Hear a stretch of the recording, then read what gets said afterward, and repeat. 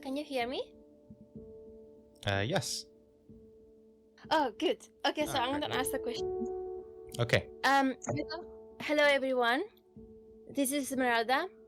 I wanted to ask a question about how to negotiate one's karma with Anubis in the Astral. I have found a YouTube video from a Gnostic channel in Spanish that teaches the following practice. So this is the practice. The practitioner lies on the floor with his arms opening across. In this position, the father is asked like this: "My father, my Lord, my God, I beg you, if it is your will, to go to the heart temple of divine justice. Once there, negotiate with Anubis and his 42 judges, whatever issue in your life might be." In the end, the practitioner thanks the father and tells him to let him know the result of the negotiation. Now, so I think that firstly, the most important would be to be conscious during daily life, to astral project consciously. But then I wonder how you would do this kind of practice in the best way in the physical dimension before going to sleep.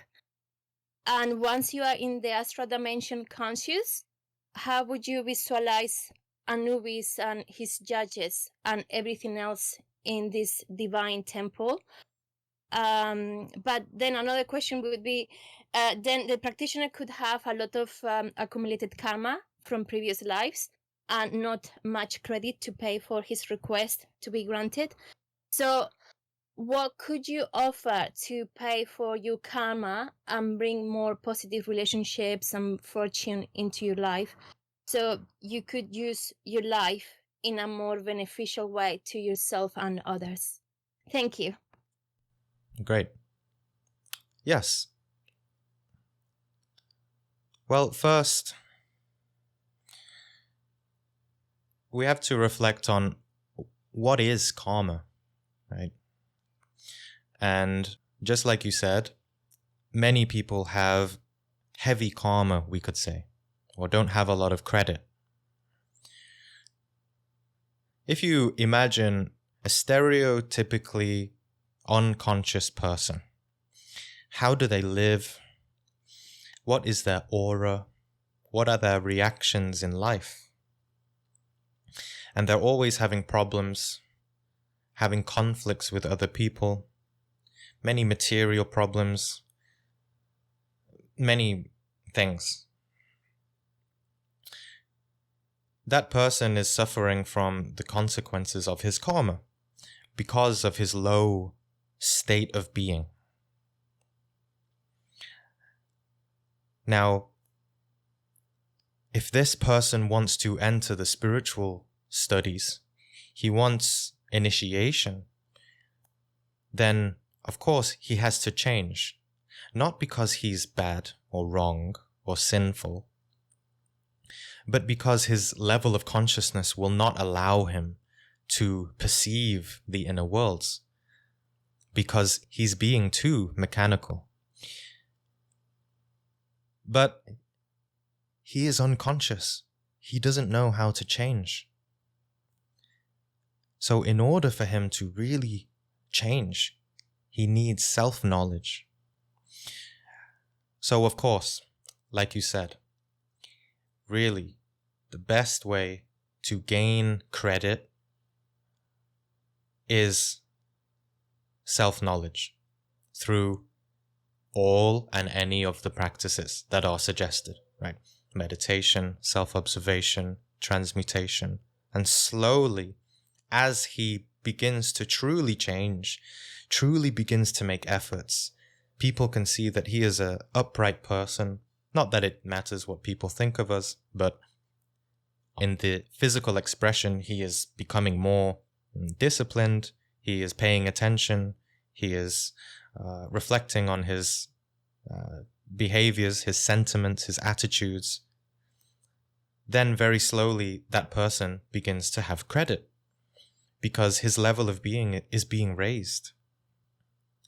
Now, of course, another reason why our karma can be very low is because we are conditioned by the external world. And yes, as I often say, we have to take 100% responsibility for our egos and our inner worlds. But it's also true that the external world has heavily affected us. We are very conditioned. And in a way, that makes us innocent. And the reality is, we do live in a world of hell. We live in a world of unconsciousness, and life is very hard for everyone. So in a way, in the astral world, in the inner world, we do live in a sort of hell. We live, all of us, influenced by negative entities, demons, ghosts, all of that we are really affected by. Now, in more simple thinking, we are just influenced very easily by negative influences. And naturally, it's like we unconsciously invite all of these negative forces. 97% of ourselves, right? So the mystical part of the practice that you just described is, in short, asking not the negative forces, but the positive forces. When a person really begins to ask of these higher forces to come, masters, angels, lords of karma, we are getting in touch with a part of our being that we weren't previously very aware of. And the truth is, yes, there are many negative forces, but there are just as many positive forces. It's just that on this planet, we don't embrace them. We don't know how to conjure them and invoke them. So this practice is very powerful, and it gets us in touch with the aspect of us that is Anubis. Just as there is the inner father, there is the inner mother, there is also the inner Anubis, the head of the lords of karma. There is this intelligence of our being that understands cause and effect. It relates to a very deep part of us. It relates to the causal body. So it's a very powerful practice, and it's very mystical. So it's very difficult to give a logical explanation, but it works. I'll share my experience with that. It's one of the first practices that I did in my Gnostic group when I joined when I was 20. And of course, my Gnostic instructor, he promotes, he gives us all of these practices, and that's one of the first ones that he gives in the beginning. Because of course he can see that, well, it's expected that new students that come to these studies have a lot to deal with, right? And this practice can be very powerful. So we did that. I prayed to Anubis, asking, back then when I'm 20, I have a lot of issues. I don't know anything. I want to experience things, right? So I go into meditation, I see him, and I speak from my heart about what I want. I want to awaken. I want initiation. I want to understand these mysteries. And I don't know whether it was the following night, but maybe a few days after, I'm not sure. But I had a very powerful astral experience where I found myself in ancient Egypt, amidst the temples. And it wasn't what it looked like now. It wasn't in ruins. It was very alive, very pristine. And I saw Anubis in front of me. He was about 7 or 8 foot tall. He has the dog face. He's holding a staff. And it's very powerful and very, inspirational. There's no words in those moments. And I look around and I see the beauty of ancient Egypt. Well, really, it's not ancient. it's still very much alive in the higher worlds. And he takes me down this path. It's like an initiation path. And I can see all the symbols on the tiles. I'm walking across this sort of bridge, and there's symbols on the floor.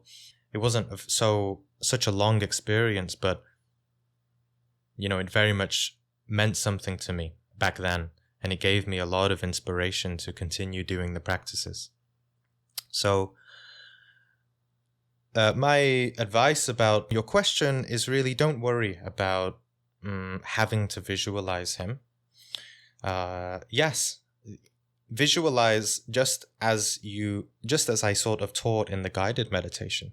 Just trust yourself that you see him, and understand that the way we live our life in waking life during the day, it will reflect then at night. So practices like that really reflect and become a reality during the night when we sleep. Because I didn't really intend to see him, but I did the practice diligently and very deeply in my heart. And then I found myself in the astral with him. Of course, if you find yourself out of body and you really yearn to see the judges of karma, to speak to some kind of judge of karma, they can appear in different ways. Then you can just intend it, and you can ask. You can pray while you're out of body. Yeah. Does that sort of help or answer the question? Also a good answer, thank you. Okay.